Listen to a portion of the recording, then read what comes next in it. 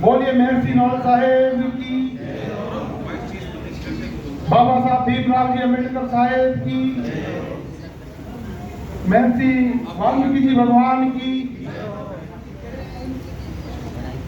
मैं समाज के सभी बड़े बुजुर्गों को, संत महात्माओं को प्रणाम करते हुए मेरी बात की शुरुआत करता हूं कि आज का ये आयोजन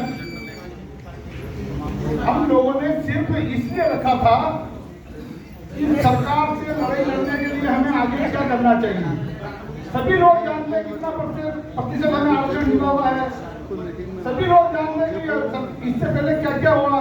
उन बातों को ना करके हमको सरकार से किस प्रकार से इस लड़ाई को जीता जाए, इस विषय पे बोलना था। और इस विषय के लिए ही आज सर्वदलीय बैठक रखी गई। और आप सबको तो बड़ी खुशी होनी चाहिए इस बात की कि भारत के इतिहास में पहली बार आज सर्वदलीय और सारे संगठनों की बैठक आज इस जयपुर में एक जगह पर हो रही है। और इसमें आकर के जो योगदान डालने वाले हैं उनको भी बड़ी शर्म आनी चाहिए कि इसमें क्यों योगदान डालें। आज बड़ी मुश्किल से तो समाज आज एक हुआ और इसको एक करने के लिए कितने मैसेज लिखने पड़ रहे हैं, कितने सरकार के खिलाफ हमको बोलना पड़ रहा, कितने हमको दिन रात भिलवाड़ा से यहाँ आना, कोटा से यहाँ आना, बार बार जाना, कितना करने के बाद लोगों को कितनी प्रकार से किस ढंग से आमंत्रित करके एक जगह पे यहाँ बुलाना। इस बात के लिए अभी तक किसी भी एक बंधु ने किसी को कार्यकर्ता को आयोजन करता के कंधे पर हाथ रखकर थपथपाया तक नहीं। और आप बस अच्छे अच्छे भाषण देना जानते हो, मुझे बड़ा फख्र है, आप मेरा समाज बहुत अच्छा भाषण देना जानता है। लेकिन कम से कम आज हम प्रतिभा सम्मान समारोह रखते हैं बच्चों का। क्यों रखते हैं? वो इसीलिए रखते हैं कि वे बच्चों का प्रोत्साहित करें। बच्चा अगर पढ़ा है, 80% नंबर लाया है, तो उसका प्रोत्साहन करके उसको और आगे ज्यादा नंबर लाने के लिए प्रोत्साहन करें। तो जो व्यक्ति समाज के लिए काम कर रहे हैं उन व्यक्तियों का हमने एक बार नाम तक दिया, बड़ी शर्म की बात है। समाज के लिए आदमी काम करने के लिए कैसे चलेगा आगे? हम नहीं चाहते कि हमारा नाम हो, दुनिया जान रही है कौन काम कर रहा है इसके लिए। सभी बात कर रहे हैं, सभी जने ये कहते हैं हमें संघर्ष करना चाहिए, हमें आंदोलन करना चाहिए, लड़ना चाहिए। अरे लेकिन घर से बाहर तो निकलना पड़ेगा ना। पहले जो घर से बाहर निकल रहे हैं, बार बार सड़कों पे उतर रहे हैं, सरकार के खिलाफ बोल रहे हैं, सरकार के खिलाफ लिख रहे हैं, उनके लिए अब तक एक शब्द किसी ने नहीं बोला। क्यों नहीं बोला? मेरा समाज के सामने सवाल है, मेरी दिल की पीड़ा है, इसलिए मैं बोल रहा हूँ। मुझसे आप नाराज मत होना, मेरी पीड़ा को मैं आपके सामने रख रहा हूँ। आज राष्ट्रवाद देखो, आरक्षण वर्गीकरण को खत्म करेंगे, इस बात का मुद्दा हमारा मुख्य मुद्दा है।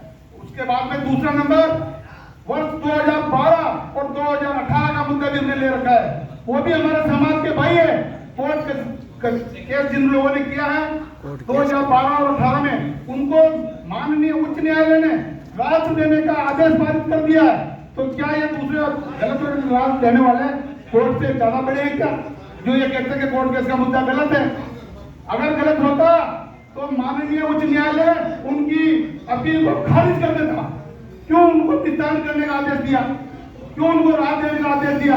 क्यों बार बार स्वास्थ्य साधन विभाग उनके लिए आदेश निकाल रहा कभी इनका निस्तारण किया जाए, निस्तारण किया जाए? हमने डीएलके महोदय से मिलकर, अधीक्षक महोदय से मिले, जो निदेशक महोदय है उनसे मिले, तो हमने उनको ये कहा कि साहब इन लोगों के लिए माननीय उच्च न्यायालय ने अगर निस्तारण का आदेश दे दिया है तो थोड़ी मानवता निभाने के नाते ये सरकार इस निस्तारण शब्द को नियुक्तियों में बदल दे तो क्या फर्क पड़ जाएगा? वो 5000 आदमी जो है वो भी हमारे वाल्मीकि समाज के है, उसमें कोई गैर समाज का नहीं है। इसलिए हम उनकी पैरवी कर रहे हैं। हम चाहते हैं कि 2012 और 18 वाले भी लगे और वो कोर्ट के आदेश के अनुसार लगे। राष्ट्रवाद आरक्षण की लड़ाई ये लंबी चलेगी। ये जो शुरुआत है आज इसमें इतना माहौल खराब हो रहा है, तो इसके बाद में जो लंबी लड़ाई लड़ेंगे जिसमें हम हमारा मन का विचार है, हम उसमें लाखों लोगों को इकट्ठा करना चाहते हैं। तो लाखों लोगों में फिर क्या होगा? अगर हम सब एक दूसरे की बात को शेयर नहीं करेंगे, सुनेंगे नहीं, उनकी बातों को समझेंगे नहीं, तो फिर बताओ कि ये समाज कैसे आगे बढ़ेगा, कैसे सरकार से लड़ेगा? इसके ऊपर भी हमको विचार करना चाहिए। मैं समय सीमा में बंधा हुआ हूँ, इसलिए मैं ज्यादा नहीं बोलूंगा। आप सभी के चरणों में पुनः नमन करते हुए मैं अपनी वाणी को विराम देता हूँ। जय हिंद।